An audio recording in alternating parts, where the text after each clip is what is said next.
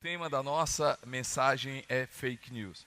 E você pode ser, já conhecer o que é uma fake news, ou seja, para você é comum essa palavra, mas não custa a gente lembrar e a gente explicar o que é uma fake news.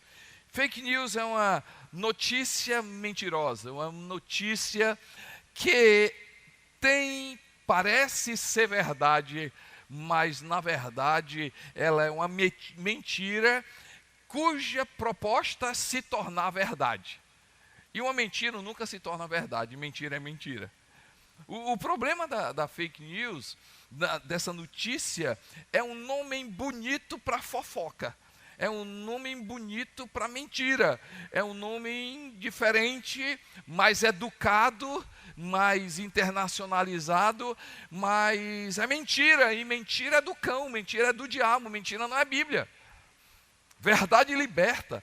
Mentira é o que aprisiona uma pessoa. O problema da fake news é que ela se apresenta de uma forma em que quem escuta, quem vê, e às vezes você vê ali em um grupo de WhatsApp, às vezes você vê numa mídia social, ou no Facebook, ou no Instagram, você vê uma determinada notícia. Qual é o problema? As pessoas não se aprofundam, as pessoas não vão olhar de onde vem, as pessoas não são interessadas de onde começou, quem é que falou, por que falou, e aí o que é que acontece? Essa mentira passa a ter um cunho de verdade, até que alguém corajoso chegue lá e diz assim, não é mentira, a verdade é isso aqui.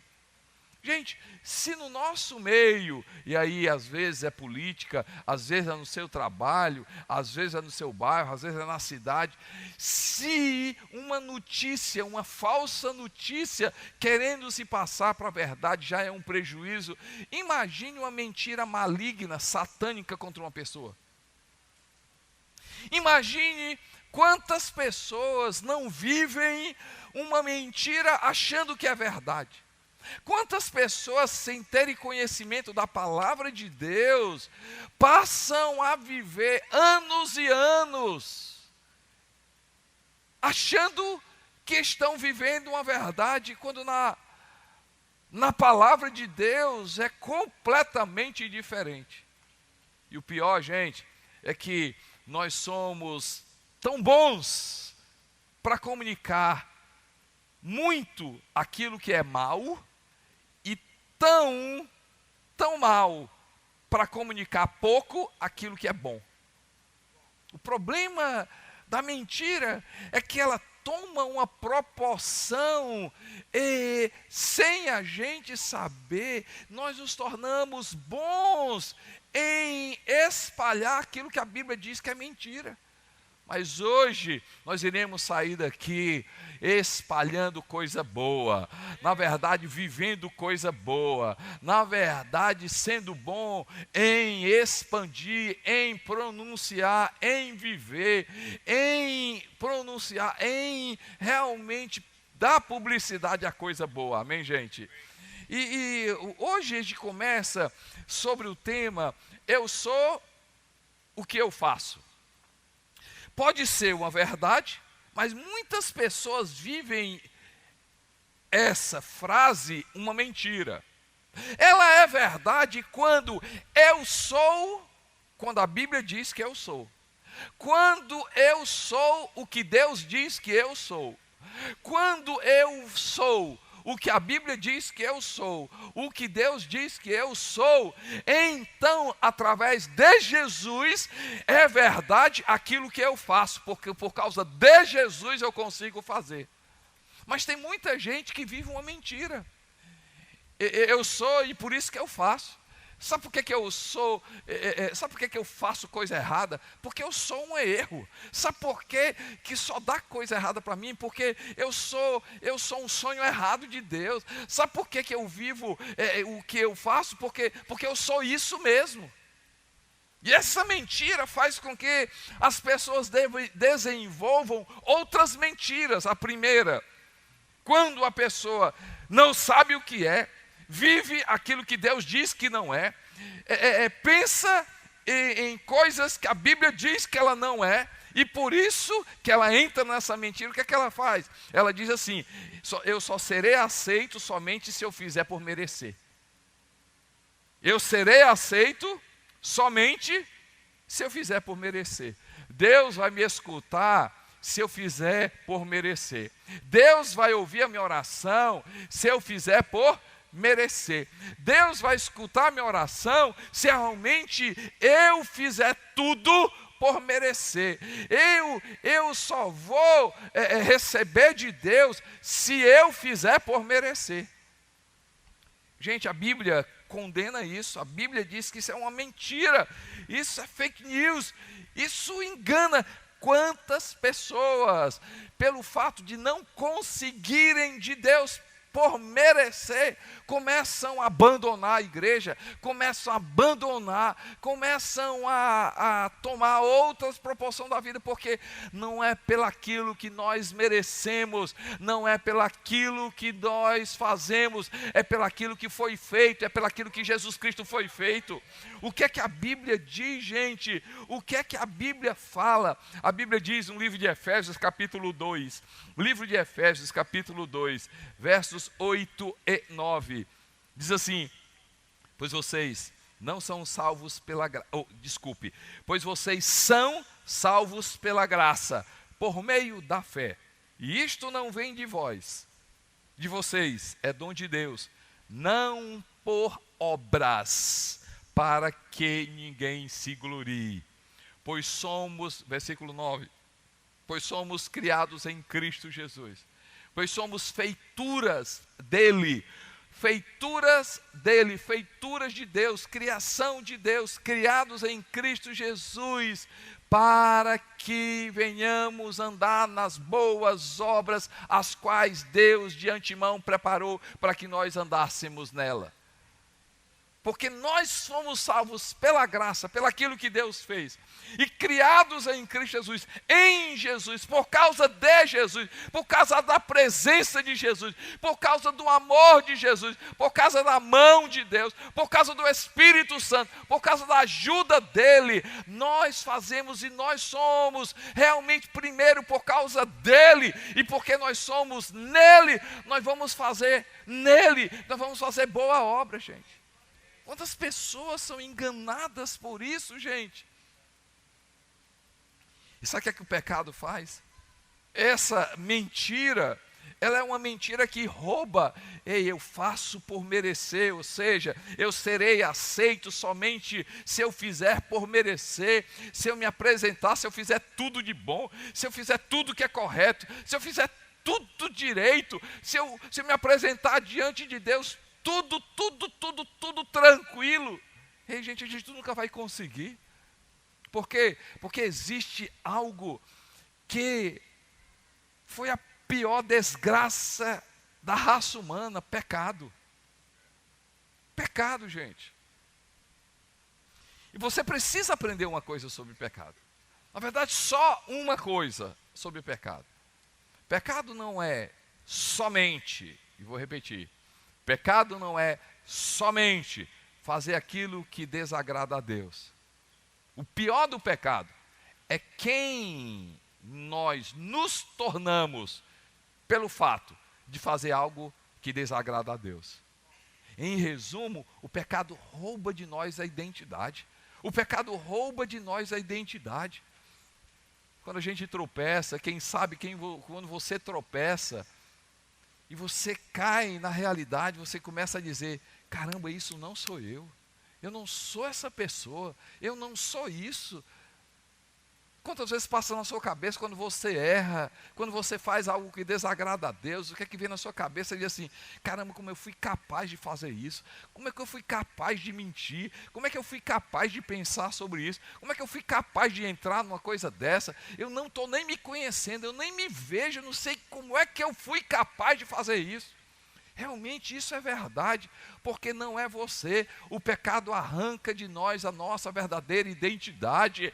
O projeto de Satanás é roubar a nossa verdadeira identidade, é fazer você viver uma mentira, fazer você viver que você é menor do que o pecado é maior do que você, do que o seu erro, você é maior, você é menor do que o seu erro, você é um erro, você não é um erro, você não é um pecado, você não é um tropeço, você é muito maior, você é um filme, você é uma jornada, ei, você não é apenas um capítulo, um dia não determina quem você é, uma situação não determina quem você é. Jesus fala que Ele tem poder de perdoar o pecado, e em Jesus Cristo, quando eu olho para a cruz,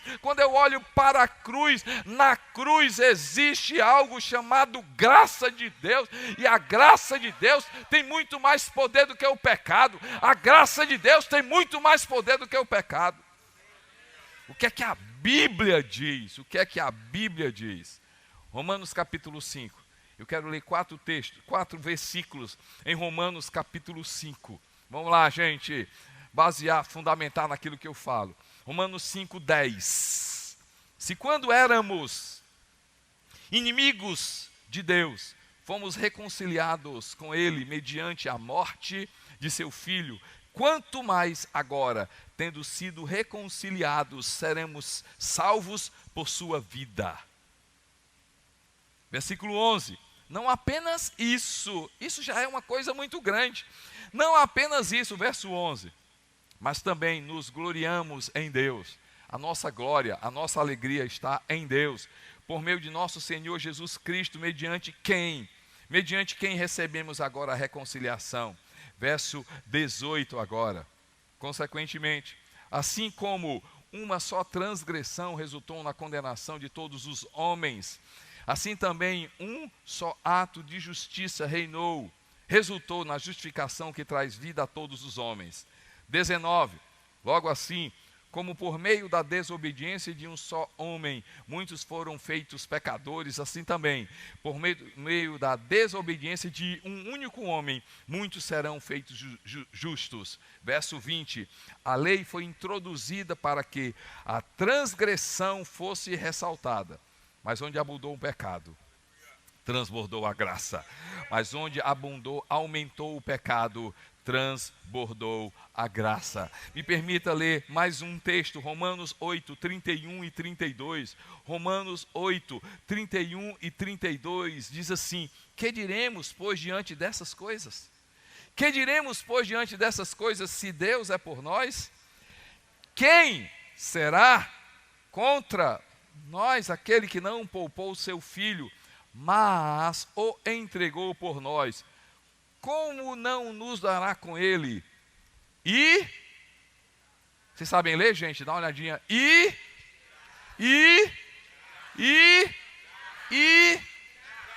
todas as coisas. É palavra de Deus, gente. É palavra de Deus. O que é que ele está dizendo aqui? Olha para Jesus, em Jesus os teus pecados estão perdoados. Olha para Jesus, os teus pecados são perdoados. Hoje você entrou aqui, pastor, será que Deus me aceita? Será que Deus me aceita? Porque pelo meu entendimento, eu tenho que fazer por merecer. Eu tenho que fazer alguma coisa para Deus me perdoar. Eu tenho que fazer alguma coisa para Deus me ouvir. Eu tenho que fazer alguma coisa para Ele se chegar para mim. Eu tenho que fazer alguma coisa para receber de Deus. Não é assim. Você nunca vai conseguir. A história hoje, a verdade que liberta, e eu quero que você saiba e saia desse lugar com a verdade. Naquela cruz, Jesus Cristo pagou tudo, toda a dívida que estava contra a minha vida, tudo que estava contra mim, aquela promissória de um valor incalculável, impagável. Naquela cruz, Jesus Cristo foi lá e quebrou todo o poder do pecado. O Evangelho não é Deus pedindo ao homem um sacrifício. O Evangelho é Deus se apresentando como o sacrifício perfeito, necessário e definitivo. A graça de Deus não é uma justificativa para pecar, mas é o poder para vencer o pecado.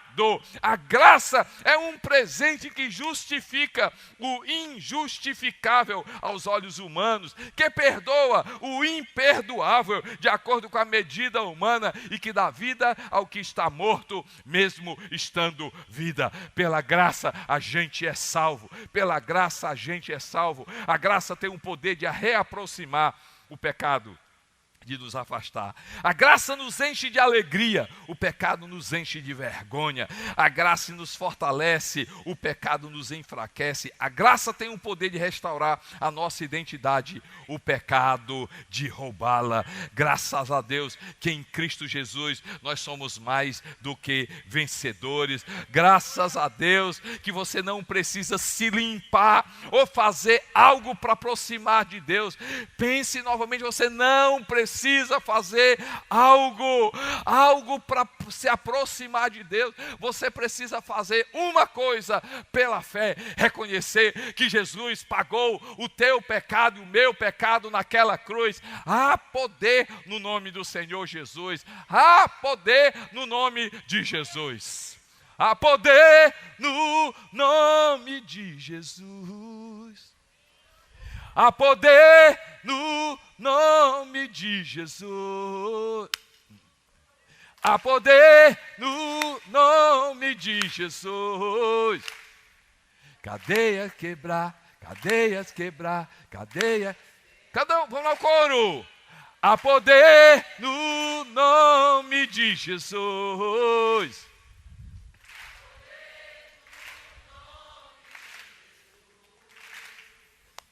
Há poder no nome de Jesus.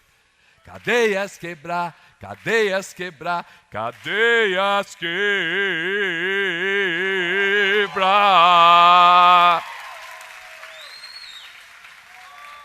Tá 2 vezes, viu?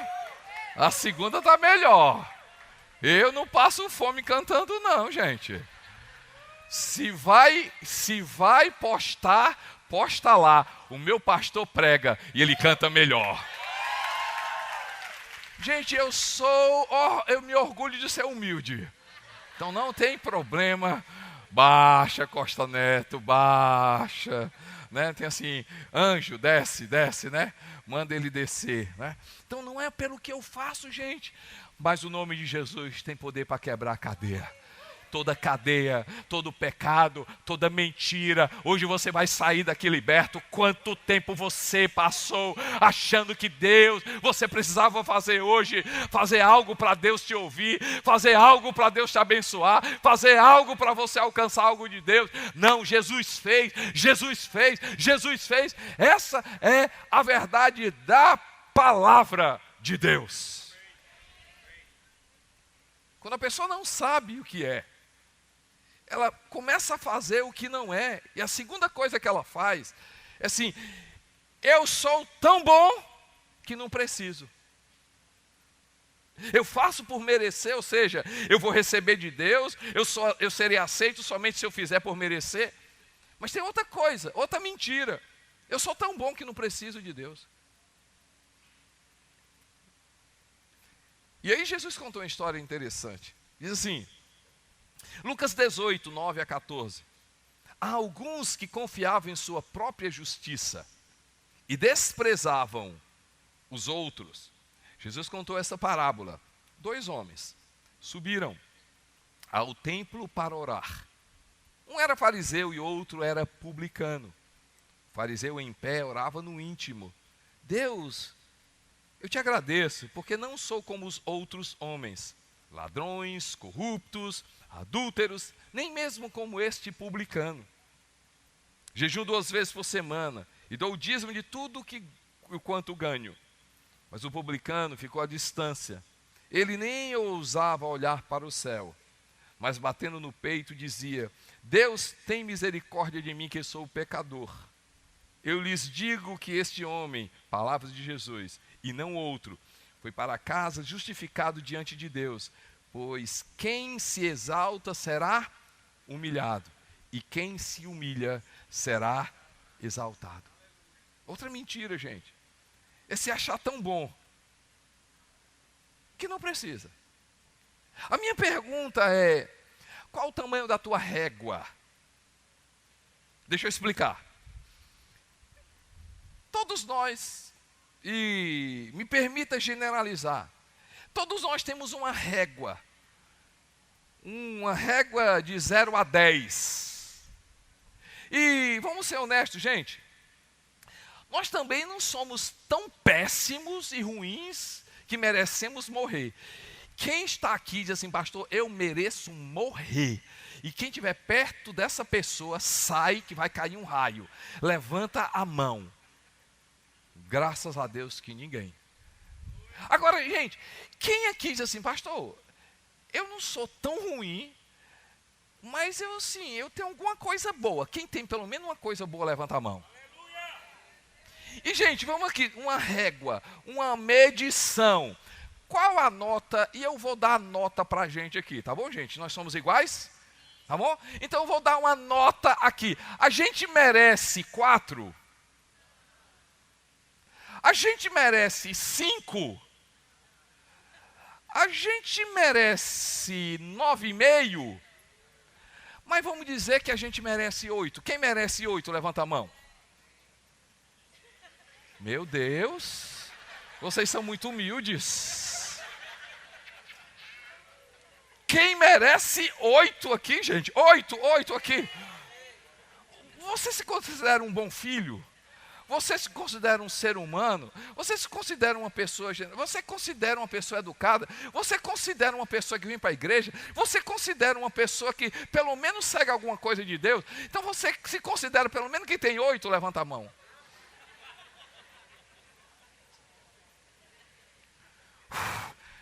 Ainda bem. Mas vai lá. Que você diz: pastor, eu não sou como o senhor não. Eu mereço 7. Quem que se considera aqui com 7? Levanta a mão. Olha, então tem 7 e 8. Então vamos ser... Gente, para não ter confusão, quem é 7,5 aqui? Levanta a mão. Mesmo assim, a minha pergunta, Júlio, é: comparado a quem? Porque quando a gente diz que tem 7,5, que tem 8, a gente diz assim, mas comparar... Aí, pastor, o senhor complicou, porque se eu for comparar a minha vida com a Madre Teresa, eu já desço para 3 ou 4. Pastor, se eu for comparar com o apóstolo Paulo, aí a minha régua começa a... Se eu me comparar com Abraão, se eu me comparar, aí eu digo, e se eu me comparar com Jesus?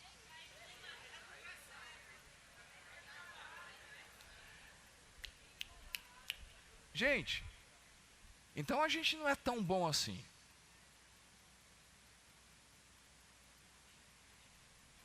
Então nós precisamos de Jesus. Então a gente precisa vir para a igreja. Porque quem vem para a igreja é porque precisa de Deus, amém, gente? Quem vem para a igreja é gente que precisa ser curado.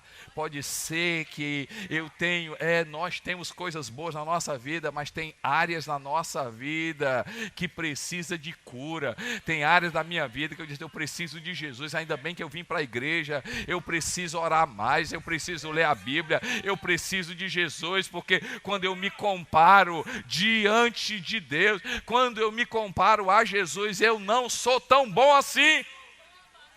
Eu não sou tão bom assim. E aí a Bíblia diz que todos pecaram e carecem da glória de Deus. Todos pecaram e carecem da glória de Deus. Eu não sou tão bom que não preciso. Não, gente. Eu, na verdade, preciso de Jesus. Jesus, em um momento, Lucas registra... Lucas capítulo 5, verso 31 e 32. Lucas 5, verso 31 e 32 diz assim: Jesus lhes respondeu: não são os que têm saúde que precisam de médico, mas sim os doentes. Eu não vim chamar os justos, mas pecadores ao arrependimento. Pecadores ao arrependimento. Só vai a médico quem reconhece que está doente e precisa de um tratamento. Gente, Jesus afirma e é verdade. João 15:5. João 15:5 diz assim, João 15:5, Evangelho de João: eu sou a videira, vocês são os ramos. Se alguém permanece em mim e eu nele, esse dará muito fruto. E ele diz, pois sem mim o que, gente? Sem mim vocês não podem fazer coisa alguma. Sem mim vocês não podem fazer coisa alguma. Por isso que Paulo, ali escrevendo no livro de Filipenses capítulo 4, versículo 13, Filipenses capítulo 4, versículo 13, diz assim, tudo posso naquele que me fortalece. Não é eu posso porque eu sou forte, eu posso porque eu sou o cara, eu posso porque eu sou bom. Não, tudo posso por causa de Jesus Cristo que me fortalece. É Ele que me sustenta, é Ele que me guarda, é Ele que me protege, é Ele que me guia, é Ele que me ensina. Se eu posso alguma coisa, eu posso no Senhor. Eu tudo posso por causa de Jesus Cristo de Nazaré. Ei, gente, cuidado. Ei, cuidado, eu não sou. Cuidado, eu serei aceito, eu não serei aceito, não tem nada a ver, é mentira. Eu serei aceito somente se eu fizer por merecer. Eu sou tão bom que não preciso, é mentira. A verdade é que nós precisamos de Deus, nós necessitamos de Jesus, nós necessitamos dele. A terceira mentira, de que muitas pessoas se apegam a ela: eu sou tão ruim que não mereço. Isso é uma mentira, gente. Isso é uma mentira. Eu não sou um erro. Você não é um erro. Você não é um pecado. Você não é um pecado. Você não é um erro. Você não é projeto errado de Deus. Esse erro não define quem você é. Esse erro não define quem você é. Essa vida não define quem você é. Gente, quando a gente lê a Bíblia, Jesus sempre nos trata quem nós somos. Quem você é? Uma mulher chegou para Jesus, não foi fake news, não foi mentira, realmente ela foi pega, apanhada em adultério, foi aí colocada para ser apedrejada. Jesus olha para aquela mulher, realmente ali havia um erro, realmente Jesus não passa a mão na cabeça dela e assim, não aconteceu nada. Realmente Jesus a reconhece como alguém que cometeu um pecado. Mas olha aqui para mim, gente, olha aqui para mim. Todo mundo queria apedrejá-la, todo mundo queria, olha aqui para mim, gente. Todo mundo queria apedrejá-la, todo mundo queria condenar aquela mulher. Mas Jesus olha para aquela mulher e diz assim: ei, eu libero graça sobre a sua vida. Você tem condições de ser muito mais aquilo que você fez. Você não é aquilo que você fez. Você pode ir e não cometer o mesmo pecado. Por isso que Jesus solta uma palavra, declara uma palavra, fala uma palavra para ela: vá e não peques mais, porque a partir daquele momento Jesus ia estar com ela, a graça de Jesus ia estar com ela. Você chegou aqui debaixo de um pecado, debaixo de uma condenação, a sociedade diz que não tem jeito para você, a sociedade diz que você é tão ruim, que não tem jeito, e o teu pecado é tão grande que não tem como perdoar. A Bíblia diz, a Bíblia afirma: não há ninguém tão ruim que não possa ser transformado. Escute, não há ninguém tão ruim que não possa ser transformado. Não há ninguém tão pecador que não possa ser perdoado. Tem jeito para a minha vida e tem jeito para a sua vida, meu irmão. Eu vou afirmar para você: tem jeito para você. Tem jeito para você. A Bíblia é o livro de pessoas que para a sociedade não tinham mais jeito. E quando Jesus entrou, quando Deus entrou na vida da pessoa, tudo mudou. Jesus está com os discípulos dele e entra numa cidade dos Gadarenos. E assim que ele entra, se depara E a Bíblia registra sobre essa pessoa. Ele vivia entre os sepulcros, ele vivia acorrentado, e muitas vezes nem conseguiam segurá-lo com a corrente, porque ele quebrava as correntes. Prendiam em cadeias, mas nem as cadeias conseguiam segurar aquele homem. Ele estava não apenas endemoniado, ele estava possesso de vários demônios, A Bíblia relata sobre ele. E a Bíblia diz que quando aquele homem, daquele estado, andava nos sepulcros, longe da sociedade, as pessoas olhavam para aquele homem e diziam assim, não tem jeito. Quando ele chega ali, quando ele se encontra com Jesus, a Bíblia diz, Jesus liberta aquele homem, a cidade chega para ver aquele homem, ele estava vestido, sentado. Eu gosto dos detalhes, Maurício. Por que a Bíblia diz que ele estava sentado? Porque alguém, Júlio, que vivia, nem corrente conseguia prender, nem cadeia conseguiria prender por causa de Jesus. Ele estava sentado, vestido, e eu gosto do detalhe, ajuizado, ou seja, de sã consciência. Ah, meu irmão, muita gente chegou para Pedro, Pedro não tem jeito, Pedro negou Jesus. Gente, foi muito sério o que o Pedro fez, foi muito sério. Pedro viu milagres, Jesus investiu na vida de Pedro, Pedro aprendeu com Jesus, Pedro foi um dos 3 próximos de Jesus, Pedro, ele andava com Jesus, quem sabe foi um dos discípulos que mais andava com Jesus.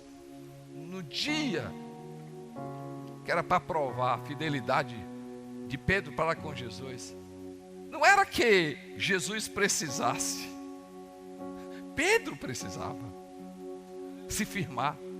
Justamente ele nega, não uma vez não, gente, 3 vezes, e de uma forma mais absurda. Não conheço, não sei nem o que você está falando, eu não estou nem, não tem nada a ver comigo, não tem nada a ver comigo. A Bíblia registra que naquele momento, quando Pedro disse aquilo, o galo cantou. Gente, Jesus olha para Pedro, só o olhar de Jesus. Agora, tem 2 hipóteses.